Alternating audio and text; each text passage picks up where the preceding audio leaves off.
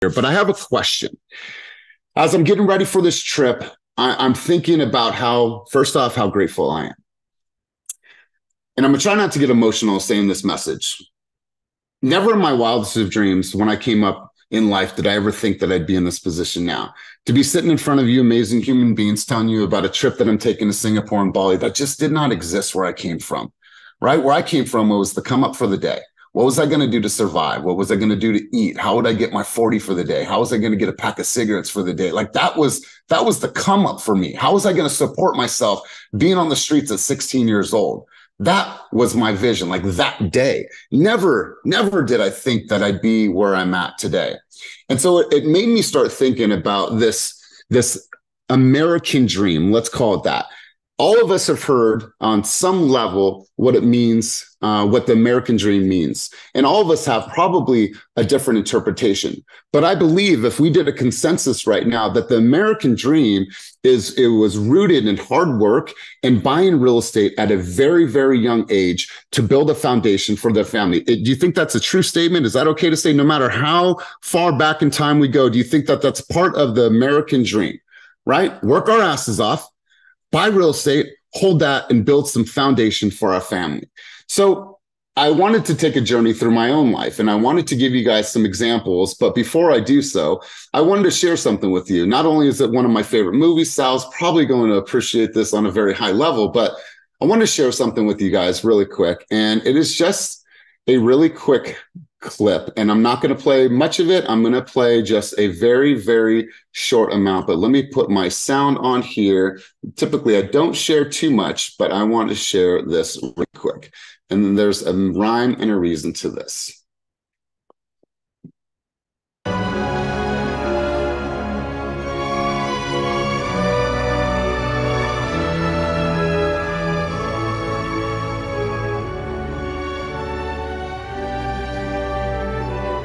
And I'm going to pause right there. So you guys, this is a clip from The Godfather, right? And this is when Vito Corleone, as a small young child, is coming over from Sicily. So my family came to this country in the late 1800s. My Italian side of the family came from Sicily and Italy to Ellis Island. And at that time, you got to think about what was going on in the United States of America. How many people were coming via boat to the United States for the hope of what? For the hope of change, for the hope to come to this country to live a better life for them and for their family. And they got off that boat, didn't know what to do, didn't know where to go. All they looked for is said, how can I work? How can I work? Because I need to make money, because the money I make here is going to impact my family there. And so they literally got off the papers. And if you've ever heard the term WAP, I thought as a kid it was a derogatory term towards Italians, but it wasn't. It stood for without papers. They would come from the ships, they would go to Ellis Island through the gates, and then they would stamp their papers and put without papers, WOP. That's where the term WAP came from. And so it made me just think about who we are and how all of us probably have grandparents that immigrated here from another country. No matter who is on this call, your grandparents probably came to this country, or great-grandparents, to solidify a great life for you. And at no time in their existence did they travel on that boat over thousands and thousands of miles of ocean to come to a country that they had never been to give themselves the hope and for their family to build a dream. And all they knew that the only way that they were going to do it is through hard work. That's it, through hard work. And so when I was looking and you guys are talking about this right now, I'm looking at their voyage, what it took, like how many people were packed into these boats.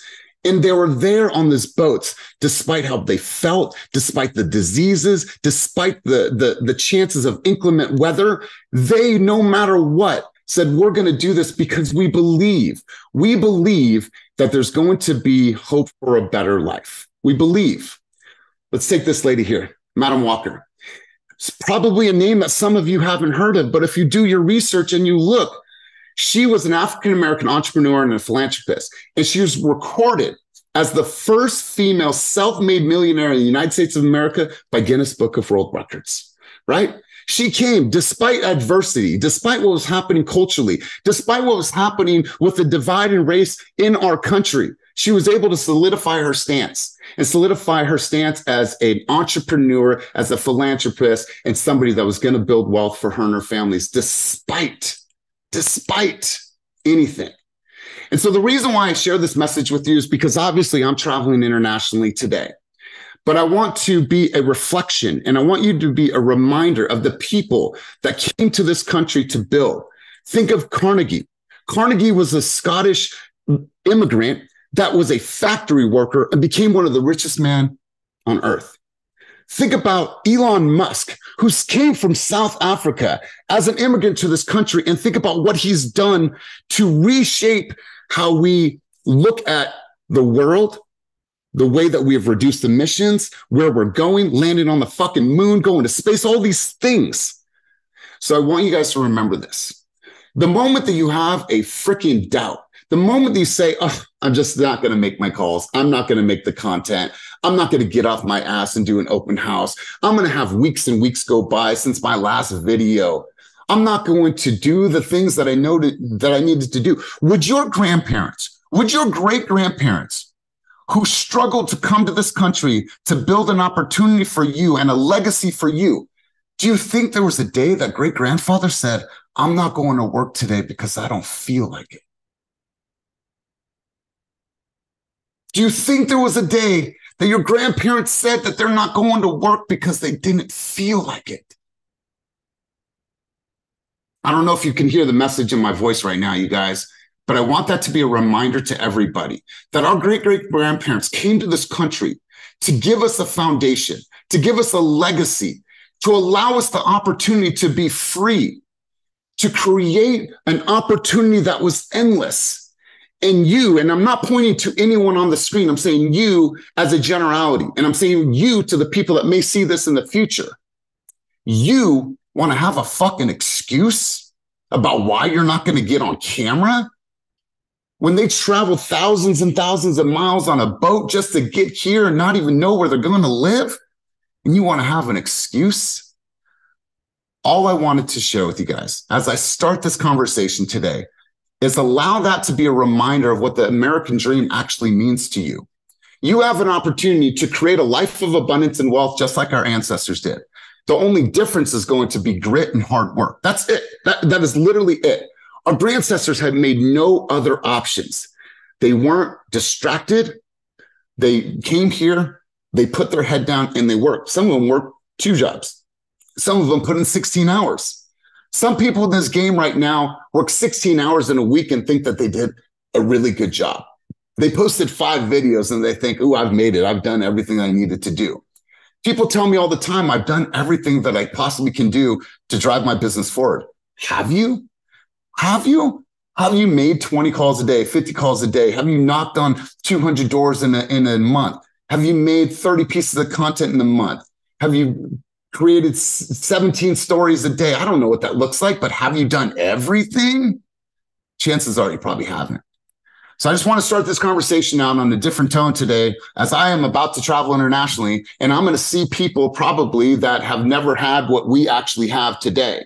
With everything that's going on in the country, with the war, with fighting, it's an opportunity for you guys to look inward and say, you know what? I have the ability to create this, what they call the American dream. And are you doing that? And are you giving it justice?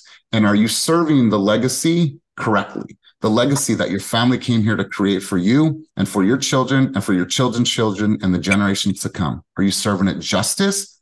Or are you falling short? Just want to share those thoughts with you guys this morning.